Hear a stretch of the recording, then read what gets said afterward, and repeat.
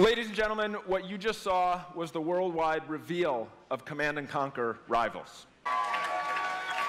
Rivals reimagines the real-time strategy experience for mobile. You done fucked it up. Command & Conquer for a new generation. Wow. Wow, EA. Oh my god. I cannot be the only one that sort of was shocked. The whole impression I get from this thing is that EA is really just talking to investors. They're not talking to gamers. Why do I think the EA press conference is bad? It's not because the new presenter, Renee, I love her. She's fantastic. I think that was a good choice. I think as a presenter, they picked somebody good. She's one of the nicest girls you ever know. True gamer. Better than Jesse freezing up on screen from that Need for Speed thing. But it's not her fault that EA showed so little gameplay and there was so little excitement. And the only thing I really latched onto was at the end, some of the Anthem stuff, actually some of the indie stuff, had the most genuine feel about it. It's this unraveled and sea of solitude.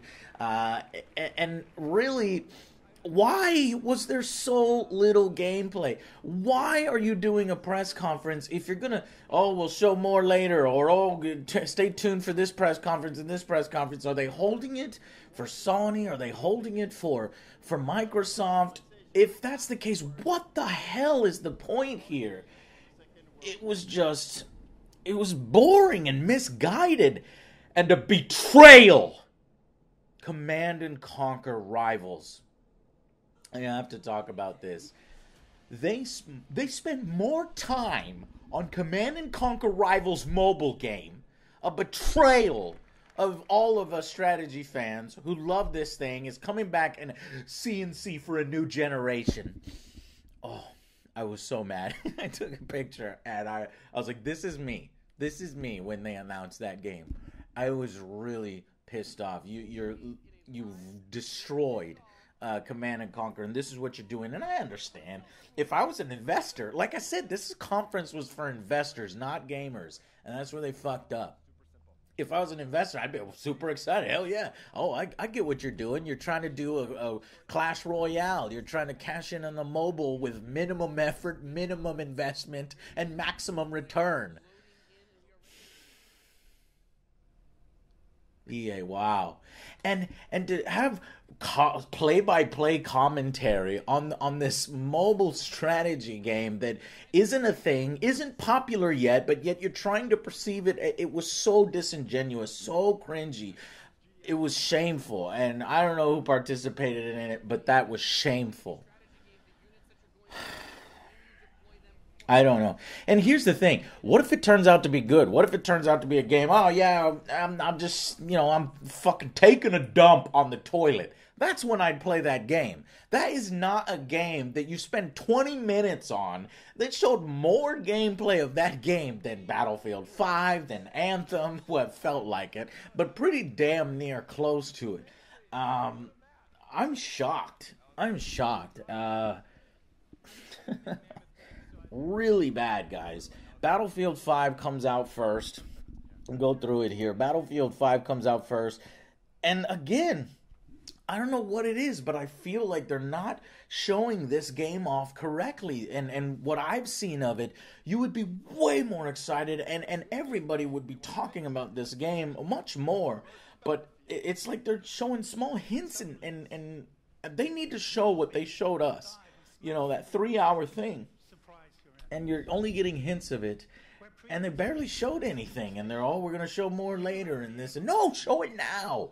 Show it now. But luckily, I got gameplay, and I'm going to bring that to you guys as soon as I can upload it. The embargo, I think, is over tomorrow, so I'll show you that it's Battlefield. It's the Battlefield that we know and love, evolved in a really good way. It feels similar to Battlefield 1, but it's adding a lot of things into it. And now, and that's the other thing. So they announced Battle Royale mode. You'll get something I know a lot of you have been asking for. It's Royale.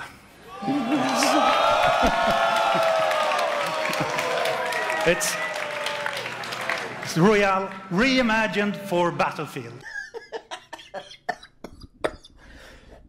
This is tacked on right at the end. I don't even think it's going to be out at release. It's just going to be tacked on later. And they're just, I guess they have to follow suit now. You know what I mean? Because Call of Duty's doing it. Everybody's cashing in on this craze. You're going to kill Battle Royale. But okay, so we're going to have a Battle Royale, World War II themed. Maybe it could be interesting. And the reason why I'm not giving Battlefield 5 more shit than that is because they didn't rip out modes and supplement a mode with this Battle Royale shit, which just goes to show you how easy it is to develop a Battle Royale mode. And Call of Duty wants to charge you $60 for it in Zombies, where Battlefield is charging you $60 for the game, all these additional modes, new modes, single-player storylines, which Call of Duty isn't bothering with, even though Battlefield's single player is looking more like Call of Duty single player than Call of Duty, but at least it's there and they're evolving it. And this is just adding a mode instead of taking modes away. So I'm not going to say no to a brand new mode. So that was good from Battlefield 5, but there were just, I don't know. I don't think the messaging is coming through. And I see the internet react to it. It's just stupid. It's the fucking internet. So you're seeing a lot of social justice. They call it social justice warrior games. You're not going to give a shit about any of that once you get your hands on it. And that's just MAME stuff now. MAME area that females are in it. Yes, it's not historically accurate. If you want that, play Postscriptum. If not, stop complaining and just play the thing because it's damn awesome. And that I can guarantee you because I've gotten my hands on it. Okay, so we're moving on from Battlefield 5. God damn, and then we go to FIFA. I know FIFA is one of their most popular things. It's what makes them dirty amounts of money, but I don't know jack about it, so I'm not going to spend any time on it. You just, every year it's the same thing for me. You're just rebuying card packs. You're rebuying those microtransactions. This is where EA got overconfident because of games like FIFA and Madden and these Ultimate Team modes where you're busting digital packs and cards and grossly just stringing these sports fans out because they have no option, especially in the NFL. They have nowhere else to go. And they're kind of used to buying these because they bought football cards and things like that, and they're mega fans. They're taking advantage of the fandom, and then they thought they can seep that into other games, and look what happened. It blew up in their face, okay? They got too greedy, and it blew up in their face. And this year, you saw, to their credit, you saw a pullback of that. Maybe to appease their investors, to make sure Disney knows, hey, we're sorry, kind of thing like that. And so there's no premium pass in Battlefield 5. All the maps are going to be free. It's not, you don't have to pay for any of the DLC maps in Battlefield 5. It's all free. That's amazing. And they even on stage said no loot boxes, which blows me away because I'm pretty damn sure I saw legendary item and rare item in some of the stuff that I saw at the 3-hour thing that they showed some of the game changers and influencers back then. So unless they're taking that out of the system, they better clarify if there really is in fact no rarities and no loot boxes ever. So I'm just confused on that and worried that that's going to blow up in their face when they're trying to do the right thing. We'll see if they're trying to do the right thing. And they go on to NBA Live. Look, I don't know, again, I don't play it. I hear it's getting better every year. This guy, my Uber driver, was talking about how excited he is. It's getting better.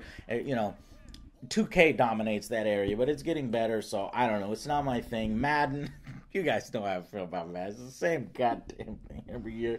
And it was so cringy. They bring up the esports champion, this kid, young kid or something, and bless his heart, good for you, you won a game, but you got the fucking belt there. I guess this is a whole different world, a whole different culture, and people were, I don't know how Madden fans react to it. Do Madden fans really want to see the guy that beat them up there and talk about his life and how he got into competition? No, they don't fucking care about that guy. They want to beat that guy. They want to see the game. We're there for the game. Tell us how you've evolved, Madden. Is the same thing with roster updates, and they barely showed anything. They ran a trailer shorter than what time they made for the esports guy. It's all about money. It's all about, showing the investors that this is a thing and it's big and it makes money, and it's not really for the gamers, or at least it's not coming through as for the gamers, by the gamers, for the gamers. EA needs to hire somebody new and turn this all around, because this is an investor conference. Stop showing this as if it's an E3 conference for all the gamers, because it's not. I'm rambling on now. And then we go on to EA streaming service. Here we go. It's even more about this, right? But they showed like multiple devices streaming AAA games, which is crazy, as the technology required that to get that going must be extremely expensive as hell. So I don't know if I believe it at the moment. They were talking about a company from Israel. I had never heard of them, and I know of other companies that have done this that couldn't bring it to market, or just couldn't get the latency correct. If they can do it, that's going to be, I'll admit, that's super interesting. We're pushing technology forward for people that can't afford consoles, for people that can't afford a big-ass fucking PC. They're going to be able to play your AAA games from the very beginning, day one, and just stream it over there, and it's going to be on your cell phone. Now, who the hell would want to play on a small-ass screen? But I could see maybe a tablet, television, smart TV, or something like that. So, EA streaming service, I mean, that's scary. How much are they going to charge? That's kind of a good kind of scary, if that's a thing. If it's just, but you can tell from the way the CEO is talking, that guy over there talking about the joy of subscriptions. What the fuck are you talking about? The greatest disruption to the consumption of entertainment media in the last 5 years is the combination of streaming plus subscription. The second part of that, of course, is subscription. And we started subscription a number of years ago, and many millions of you have signed up and experienced the joy of being able to have full access to a great catalog of games. But if you want to get started right now and experience the benefits and joys of subscription,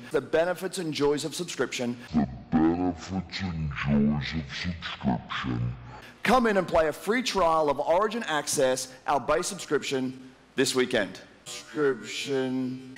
You can see this isn't for gamers, this is for investors, and it rings hollow, and they're never bringing me back. But yeah, I gotta be real with you guys. It's my job. If they see this video, but so that streaming service seems kind of interesting, and then they want to do another streaming service. Origin Access Premier, access to every single new game is going to drop day and date for PC for Premier members. And it kind of, to me, just kind of seems like an Xbox Pass. I see a lot more people kind of jumping on this Xbox Pass thing. How much is it going to be? Is it $20 a month to get all their new games? How regular are their new games going to come out?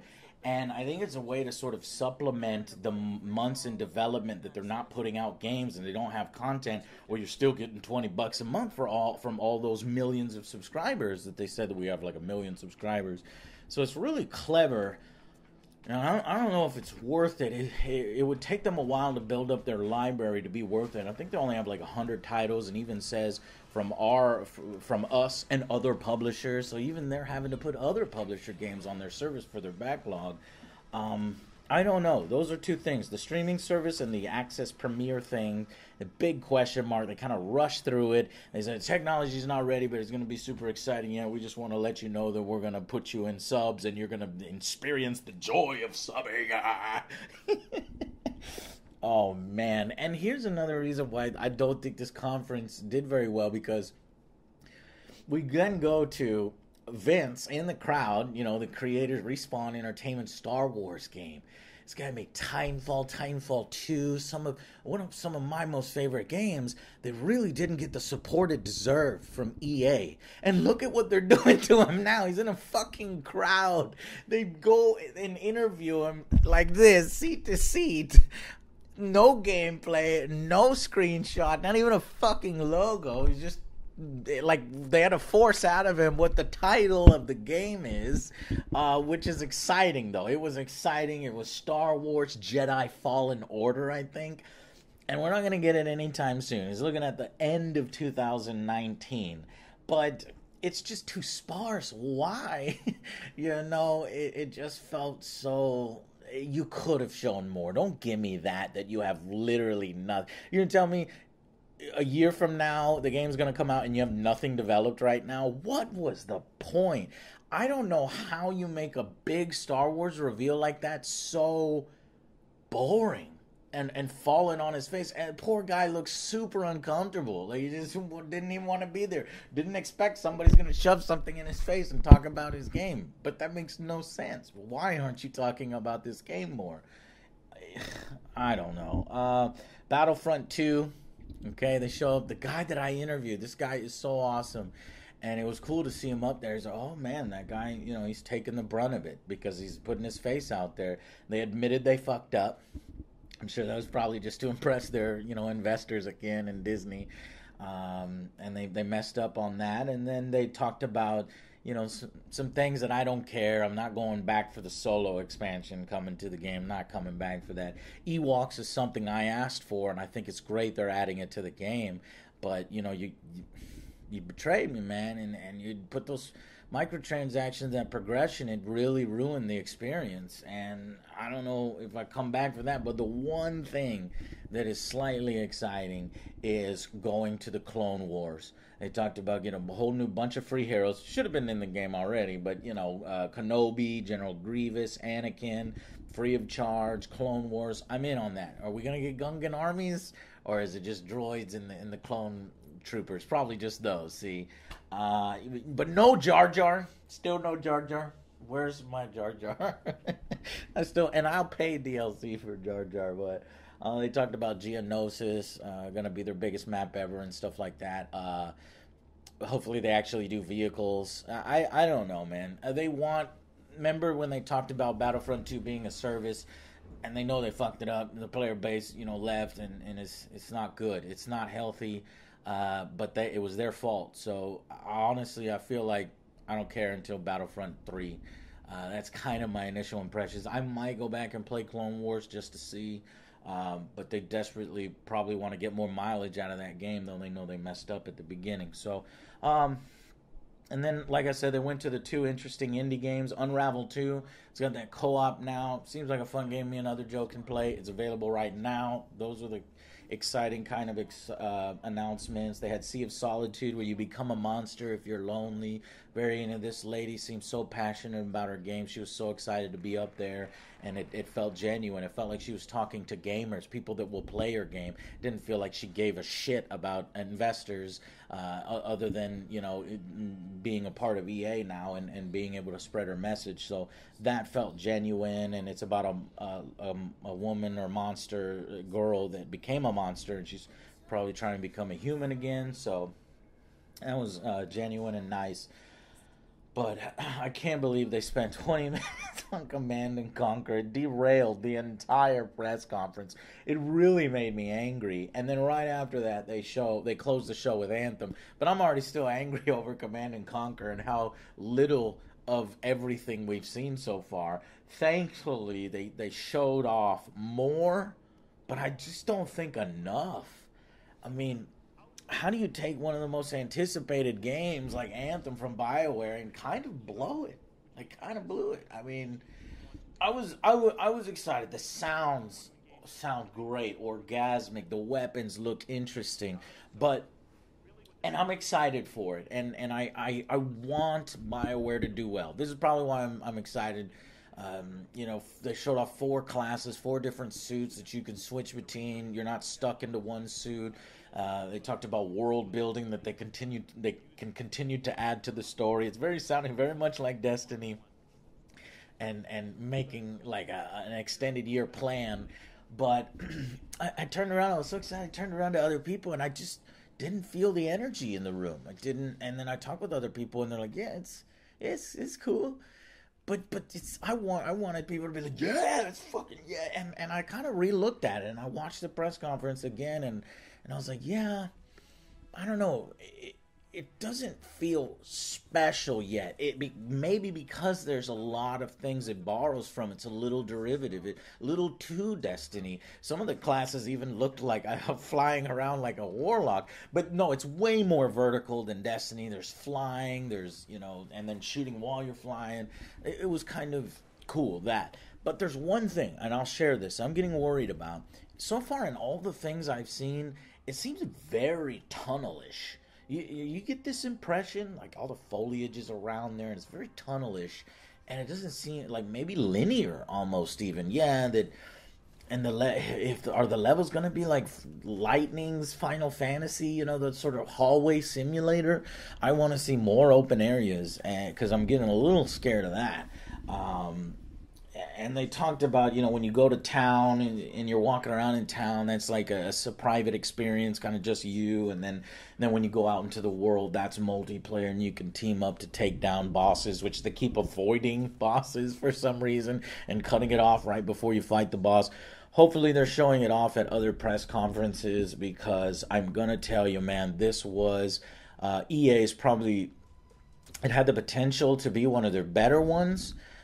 From last year, and this one kind of was not all that great. And then they spent too much time on stuff nobody cares about, or that was cringy, or that was wrong, or that was for investors and not gamers. Command & Conquer Rivals got too much time. The Madden Belt Champion got too much time without even showing the damn game, but a quick trailer.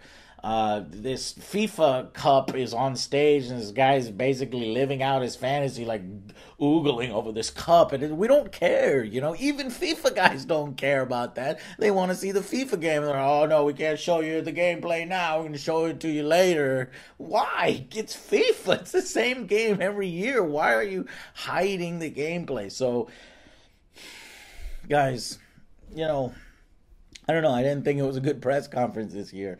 As far as my rating and wrapping this up, I don't even remember what I gave EA last year. I think it was better than this year, probably because, I don't know, man.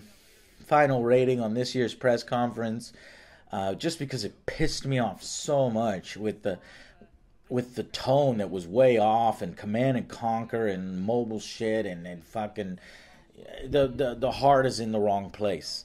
You got to figure this out, EA. Either EA Plays is for the gamers, or is a big investment circle jerk, and you don't need to be putting that in public. Honestly, a lot of this stuff that was in the press could have just been taken care of by trailers. So, 5 out of 10. Half of it was really bad. Half of it was good. I mean, doing the bare minimum, showing us what you needed to show us. Maybe even 4 out of 10, slightly below average, because you were hiding way too much, and the tone just felt off. So, not good. Not good, unfortunately. But that's just my honest opinion. If any EA staffers are watching and don't want me to come, don't be like that, man. I want y'all to get better. One good thing, let's talk about good things.